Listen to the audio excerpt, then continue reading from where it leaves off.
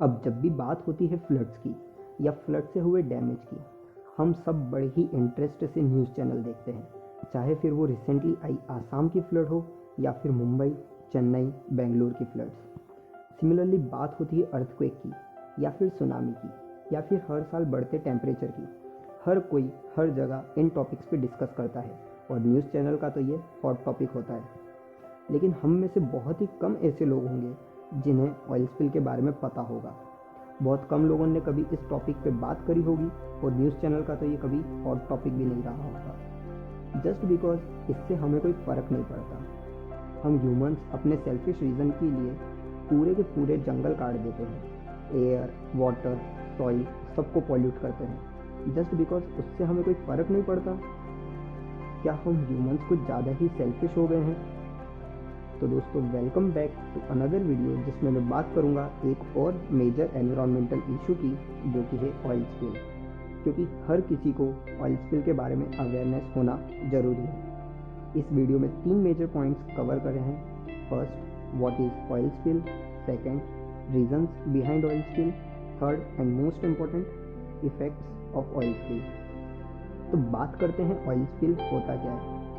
जब भी किसी ह्यूमन एक्टिविटी की वजह से एनवायरनमेंट, स्पेशली मराइन इकोसिस्टम जैसे ओशियंस और सीज में लिक्विड पेट्रोलियम हाइड्रोकार्बन, जिसको हम सिंपली ऑयल कहते हैं, रिलीज होता है, उसे ऑयल स्पिल कहते हैं। Oil spill majority of time हम ह्यूमंस की वजह से होता है।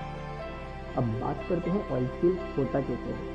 In most of the cases oil spill accident की वजह से होता है, involving ships, tanker, oil pipeline, refinery या फिर स्टोरेज फैसिलिटी। नॉर्मली ये एक्सीडेंट ह्यूमन एरर्स की वजह से होता है या फिर इक्विपमेंट फेलियर की वजह से, जिसके ड्रास्टिक इफेक्ट सालों तक देखने को मिलते हैं। अब बात करते हैं ऑयल स्पिल के इफेक्ट्स की। किसी भी ऑयल स्पिल का सबसे सीरियस पार्ट होता है उसके इफेक्ट्स। सिंस ऑयल और वाटर कभी मिक्स नहीं होते, ऑयल वाटर के ऊपर फ्लोट करता है, क्योंकि ऑयल की डेंसिटी वाटर से ज़्यादा होती है। जब भी ऑयल स्पिल होता है, ऑयल वाटर के ऊपर एक पतली सी लेयर फॉर्म कर लेता है, जिसको बोलते हैं ऑयल स्लिक। और यही oil slick sea animals, birds और प्लांट्स के लिए बहुत ही हार्मफुल होता है। सी एनिमल्स जैसे कि ऑटर्स, डॉल्फिन्स जब सी में जाते हैं तो ये ऑयल उनके फर या फिर उनकी स्किन पे चिपक जाता है, resulting in loss of its insulation. जब बर्ड्स हंट करने के लिए सी में डाइव मारती है तो उनके फेदर्स ऑयल से कवर हो जाते हैं, जिसकी वजह से वो अपनी वाटर रिपेलेंट टेंडेंसी को खो देती है, जिसकी वजह से वो उड़ नहीं पाती।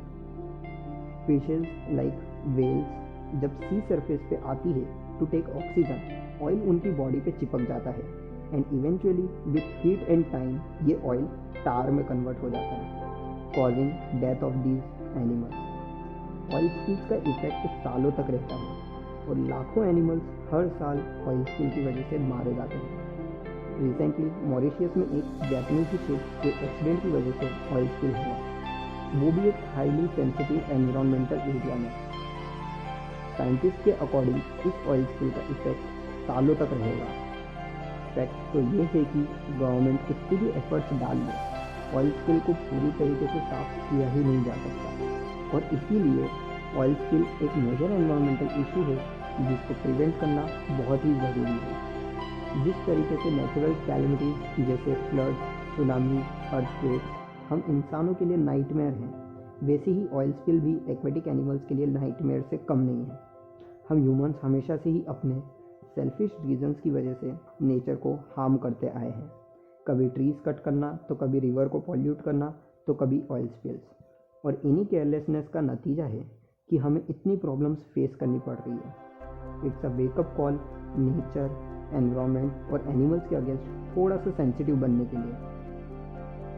तो बस दोस्तों, आज की वीडियो में इतना ही। प्लीज़ इसे ज़्यादा से ज़्यादा शेयर करें अवेयरनेस फैलाने के लिए। अगर वीडियो थोड़ी सी भी इंफॉर्मेटिव लगी हो तो please do like and subscribe. मिलते हैं फिर किसी नई और इंटरेस्टिंग वीडियो में। Till then, good bye.